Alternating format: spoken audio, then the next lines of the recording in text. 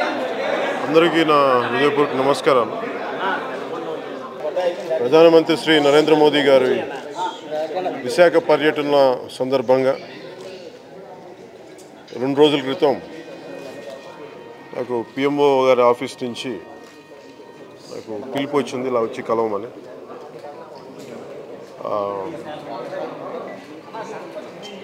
2014 చాలాసార్లు ఢిల్లీ వెళ్ళినా కానీ ప్రధానమంత్రి గారిని ఇప్పుడు కలవలేదు. 2014 ప్రమాణ స్వీకారం చేయబోయే ముందు పార్టీ గెలిచిన తర్వాత మళ్ళీ కలవటం దాదాపు 8 సంవత్సరాల తర్వాత ఇదే కలవటం ప్రధానమంత్రి గారిని.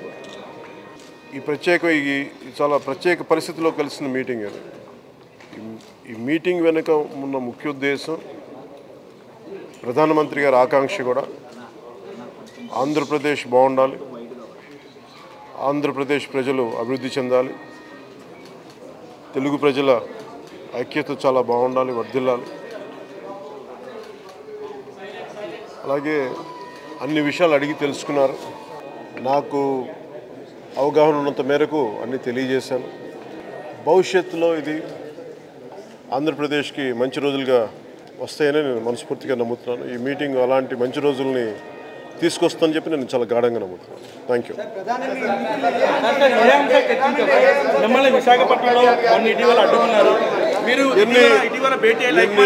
మళ్ళీ తెలియజేస్తాను. Thank you.